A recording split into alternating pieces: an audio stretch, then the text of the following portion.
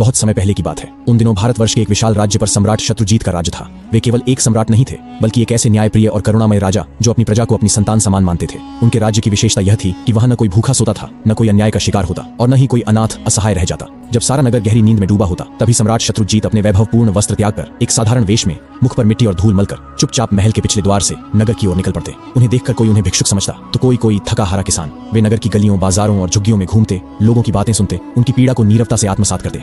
जहां कहीं किसी पर अत्याचार होता या कोई भूख प्यास से तड़पता दिखाई देता, सम्राट का हृदय विचलित हो उठता। और फिर अगली भोर जब वह राजसी पोशाक में अपने सिंहासन पर बैठते, तो रात में देखे गए अन्यायों का निवारण करते।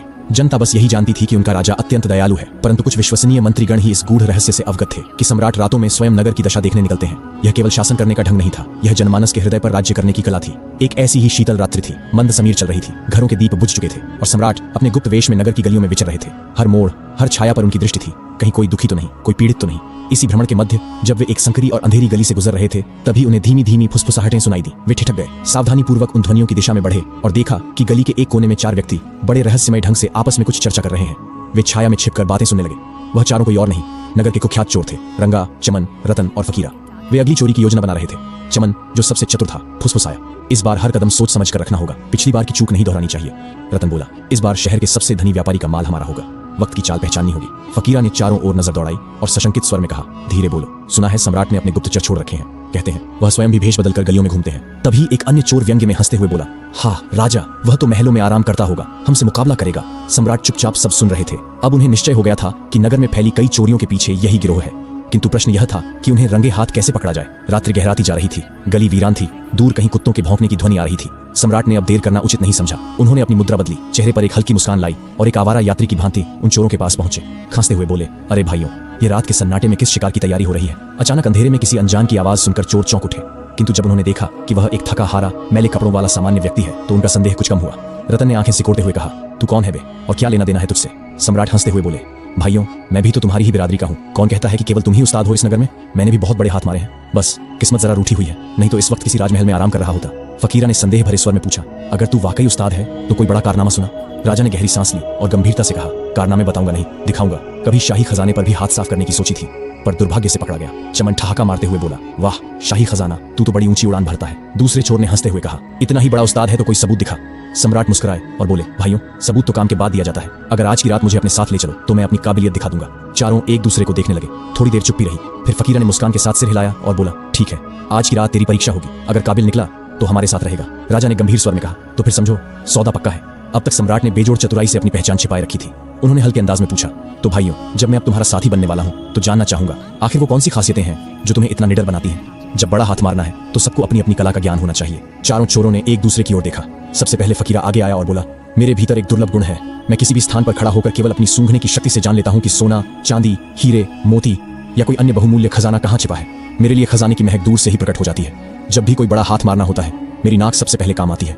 सम्राट ने उसकी ओर गौर से देखा और प्रशंसा से कहा, वाह, यह तो बड़ा ही विलक्षण गुण है। तुम्हारी यह कला तो चुपचाप राज्य के गुप्त भंडारों तक भी पहुंचा सकती है। अब चमन आगे आया। उसके चेहरे पर आत्मविश्वास की एक छाया थी। वह बोला, मैं पशु पक्षियों की भाषा समझता हूँ। कुत्ते, बिल्ली, घोड़े जो कुछ भी कहें, उनके शब्द मेरे लिए स्पष्ट होते हैं। यदि किसी गली में कोई कुत्ता भौंक रहा हो या कोई घोड़ा अचानक व्याकुल हो जाए, तो मैं जान जाता हूँ कि वहां कुछ अनहोनी घटने वाली है। सम्राट यह सुनकर कुछ क्षणों के लिए चुप रहा, फिर बोला, तुम तो प्रकृति की आवाजों को ही पढ़ लेते हो। यह गुण तुम्हें शत्रु के आने से पहले ही सचेत कर सकता है। अब तीसरे चोर रंगा की बारी थी। उसने अपनी जेब से एक पतली सी तार निकाली और गर्व से बोला, मैं ताले तोड़ने में निपुण हूँ। लोहे, पीतल या शाही कक्षों के सबसे कठिन ताले भी मेरी इस नन्ही तार के आगे नतमस्तक हो जाते हैं। ताला चाहे जितना भी कठिन हो, मेरे हाथ में आते ही झुक जाता है। सम्राट मुस्कुराया और चुटकी लेते हुए बोला, तो फिर तुम्हारे हाथों में तो कोई जादू है। रंगा, ताले नहीं, मानो किस्मत की गिरहें खुलती हैं। अब सबसे अंतिम में रतन सामने आया। उसके चेहरे पर एक रहस्यमयी मुस्कान थी। उसने कहा, मेरा गुण सबसे निराला और सबसे खतरनाक है। यदि मैं किसी को एक बार अंधेरे में देख लूं तो फिर वह लाख छिप जाए, मैं उसे पहचान ही लूंगा, चाहे वह भीड़ में हो, नकाब में हो या दुश्मनों के झुंड में। मेरी नजर उसे पहचान लेती है। सम्राट विस्मय से बोला, तो इसका अर्थ यह हुआ कि अंधकार तुम्हारी दृष्टि को धोखा नहीं दे सकता। तुम तो सच्चे मायनों में अंधेरे के भी प्रहरी हो। अब सम्राट भली भांति समझ चुका था कि ये चारों न केवल शातिर थे, बल्कि अपने अपने हुनर में दक्ष भी थे। किंतु उसके भीतर तो अब एक नई योजना ने जन्म ले लिया था।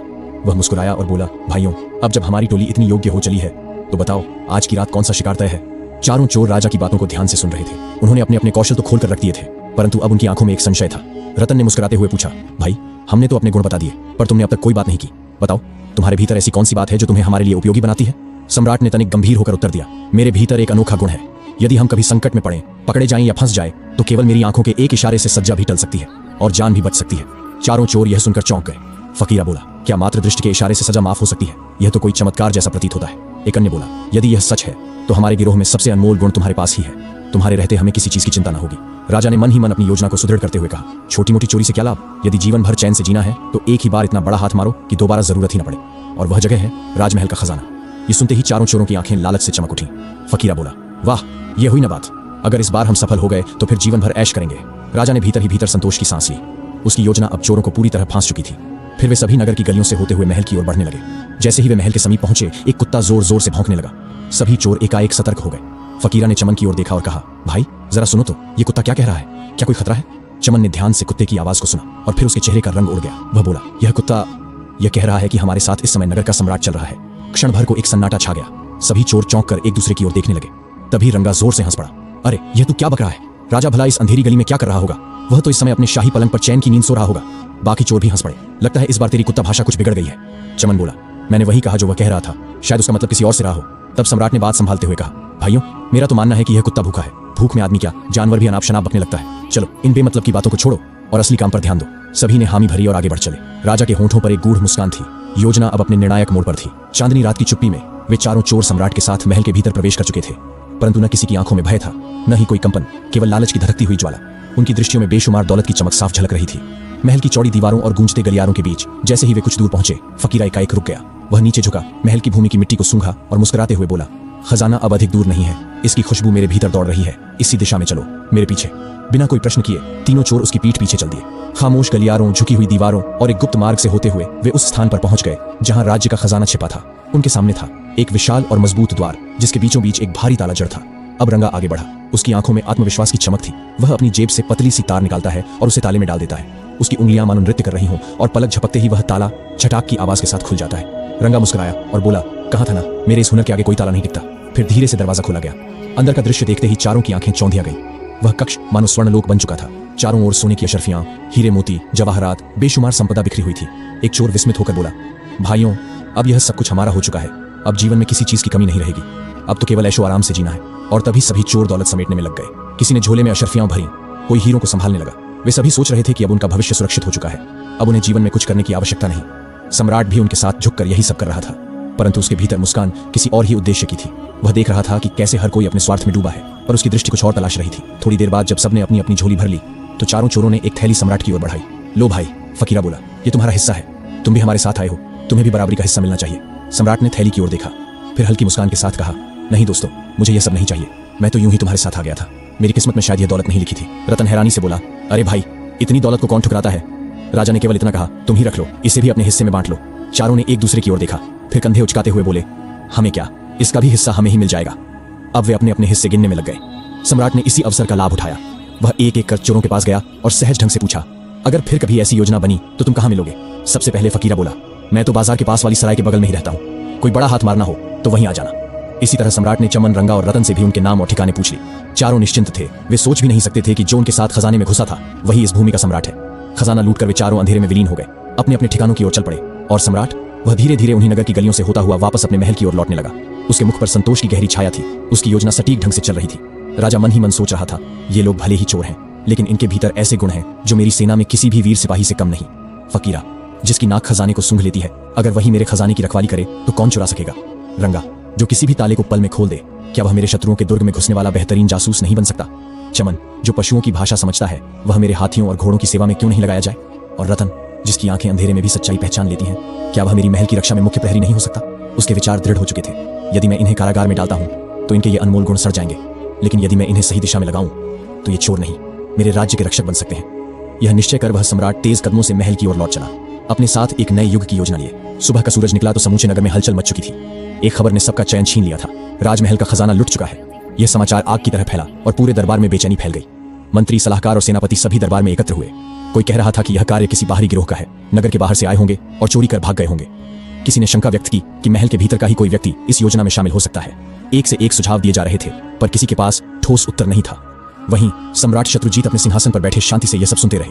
अचानक उन्होंने मुस्कुराते हुए हाथ उठाया और गूंजती हुई आवाज में बोले, मुझे भली भांति झात है कि यह चोरी किसने की है और वे इस समय कहां हैं। दरबार में सन्नाटा छा गया।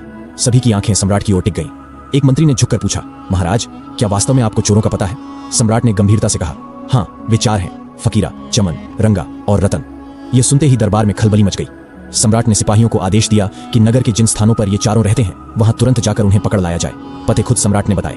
थोड़ी ही देर में चारों चोर रस्सियों से बंधे हुए दरबार में प्रस्तुत किए गए।